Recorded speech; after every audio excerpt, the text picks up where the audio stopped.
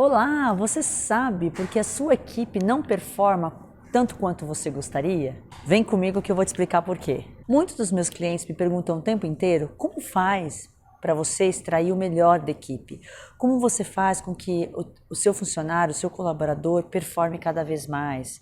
Como eu faço para extrair o melhor da minha equipe, das pessoas que estão no meu time? Na verdade, isso começa na contratação. Muitas vezes, os empresários precisam tanto substituir aquela pessoa naquela vaga ou incluir de forma emergencial uma pessoa dentro de uma vaga, que o que ele faz? Ele contrata de qualquer jeito, muito rápido, por qualquer preço. E acaba trazendo uma pessoa que talvez não seja a pessoa ideal para aquela função. Cada pessoa tem um estilo de comportamento, tem traços de personalidade específicos e graus de maturidade diferentes. Então é natural que muitas vezes você contrate alguém só porque você teve afinidade, por exemplo, com o perfil, para uma função que não tem nada a ver com o perfil que você avaliou. Calma, eu vou explicar o que significa isso. Hoje existem milhares de análises comportamentais, muitos profissionais que podem te ajudar a fazer essa análise para que você não precise mais fazer a contratação sozinho. E hoje está muito mais acessível esse tipo de serviço. Existem muitos analistas comportamentais que trabalham por job, então você pode contratar essa pessoa somente para fazer o recrutamento pontualmente na sua empresa. Agora, como é que funcionam esses comportamentos? Uma pessoa, ela tem uma preferência de comportamento e tem habilidades específicas que só ela tem. O conjunto de habilidades é só ela que tem daquela maneira. Eu já vi muitas vezes esse erro ser cometido tanto em grandes corporações quanto nas empresas que eu atendo hoje como consultora, que é o seguinte: você contratar uma pessoa e não pensar qual é o perfil que você quer para aquela determinada vaga. Vou dar um exemplo, tá? Você vai contratar um engenheiro. Se você vai contratar um engenheiro e ele vai tocar uma obra, de repente assinar a obra de um prédio, por exemplo, ele precisa ser uma pessoa mais cautelosa, mais analítica, mais detalhista. E muitas vezes, só fazendo a entrevista e conversando com ele, você não consegue identificar essas características. Então é muito importante que você analise ou aplique uma avaliação comportamental para que você entenda qual o tipo de comportamento que é adequado para ser um engenheiro, por exemplo. Uma pessoa que olha aquilo de forma sistemática, entende se aquele solo está preparado para receber aquela determinada construção, ele vai analisar cada milímetro, cada centímetro. É necessário essa pessoa ser cautelosa para fazer esse trabalho. Se você começa a contratar pessoas que têm o perfil adequado à função, a probabilidade de ela se engajar muito mais e ter habilidade para exercer aquela função é muito maior do que alguém que tem uma outra habilidade. Vou dar um exemplo meu, pessoal. Eu sempre fui uma pessoa comunicativa, mas naquela época, há 10 anos atrás, eu não sabia, que isso era uma habilidade. E fui chamada dentro da empresa, eu fui contratada pela empresa para trabalhar na área de marketing, mas me convidaram não, praticamente me forçaram a participar de um projeto onde eu ficava dentro de uma sala confinada com 10 desenvolvedores. Vocês conhecem desenvolvedores? Desenvolvedor não fala. Ele não gosta de falar. Ele é muito concentrado naquilo que ele está fazendo. E eu tinha pelo menos 3.000 palavras para falar por dia. E não podia falar. Você tem noção o quanto que eu fiquei cinza, o quanto eu fiquei apagada, o quanto eu me senti incompetente, o quanto eu me senti desencaixada naquele projeto? Faltou habilidade em quem? Habilidade no meu líder. Para analisar o meu perfil e entender se de fato eu teria condições de passar dias e dias e dias e meses dentro de uma sala com um monte de gente que não fala, sem falar uma única palavra. Isso, gente, é muito sério. Muitas vezes você está desencaixado daquilo que você tem habilidade, aquilo que é sua natureza, e você acha que você é incompetente. E isso causa burnout, causa um monte de doenças psicológicas dentro do ambiente de trabalho. Então é fundamental que você seja contratado por uma função que seja de acordo com o teu comportamento, de acordo com a tua habilidade.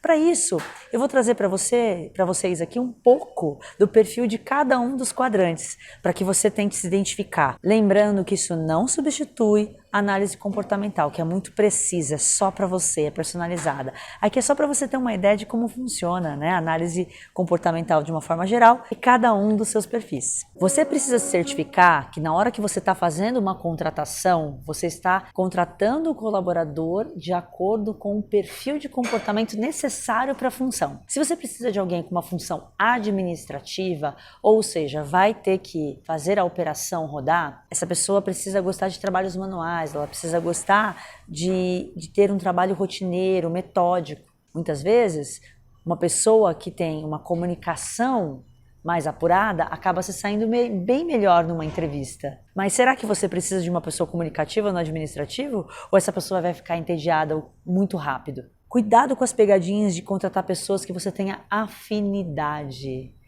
O que seria essa afinidade? Você contratar pessoas parecidas com o seu perfil. Sim, nós cometemos esse erro de achar que porque você tem empatia com aquela pessoa ou com aquele determinado comportamento, essa pessoa é a ideal. Então, toda vez que você for fazer uma entrevista, uma dica, talvez seja ideal você levar alguém do seu time ou um líder de uma outra área que tem o perfil que você quer contratar junto, porque essa pessoa vai conseguir analisar com mais facilidade para você não cair nessa pegadinha. É por isso, gente, que em grandes corporações você passa por 3, 4, 5 entrevistas. Por quê? Cada um vai ter uma visão diferente e você não vai ficar enviesado na sua decisão. Eu vou falar de uma ferramenta aqui, tá? Mas eu não vou falar o nome da ferramenta simplesmente porque não importa a ferramenta. Eu tenho várias ferramentas maravilhosas. O que eu quero que você se atente aqui é a predominância do perfil de comportamento. Existem 4 perfis. O primeiro perfil é muito mais voltado para resultados. Já o segundo é totalmente focado em pessoas. O terceiro, muito mais voltado para planejamento. E o quarto, muito mais voltado para a parte analítica. Uma pessoa que é voltada para resultados, por exemplo, ela é uma pessoa obstinada, enérgica, com foco nos números, está sempre olhando aquilo que vai acontecer no produto final, como ela faz aquilo. Geralmente ela é muito mais executora, ela está preocupada em fazer alguma coisa e já ver o resultado lá na frente. É uma pessoa super rápida, pragmática, direto ao ponto, direta, e geralmente esse perfil trabalha na área comercial, é o CEO de uma empresa, um executivo da empresa, porque ele precisa gerar um resultado. Geralmente quem tem essa predominância de voltado para o resultado são empresários. Então, ele está sempre pensando em todo o conjunto de ações que geram resultado. O excesso de quem fica muito focado no resultado é perder as pessoas. Por quê? Ele perde a empatia, a conexão com as pessoas e acaba não extraindo o melhor delas. É uma pessoa que não se preocupa tanto com o engajamento do time. Então, esse tipo de predominância voltada para resultado costuma ser visto pelas outras pessoas como alguém mais agressivo, mais enérgico, que tem muita força na hora de falar. Então, se você se reconhece como alguém muito voltado para resultados, você precisa começar a treinar, se treinar e se capacitar para quê? Para ter um pouco mais de viés voltado para pessoas, porque no final das contas a gente sempre precisa de pessoas. Então, se você se reconhece nesse perfil, é muito importante que você também pense se você não está indo longe demais, não está extrapolando esse perfil. Está conseguindo obter o resultado, está conseguindo fazer aquilo que você precisa, mas talvez os relacionamentos com as pessoas, as conexões com as pessoas estejam um pouco mais impactadas, certo? Vamos para o segundo perfil, que é um perfil voltado para pessoas. Sim, é um perfil que gosta de interagir com pessoas, que gosta de se comunicar, que gosta de incluir as pessoas, de engajamento de pessoas.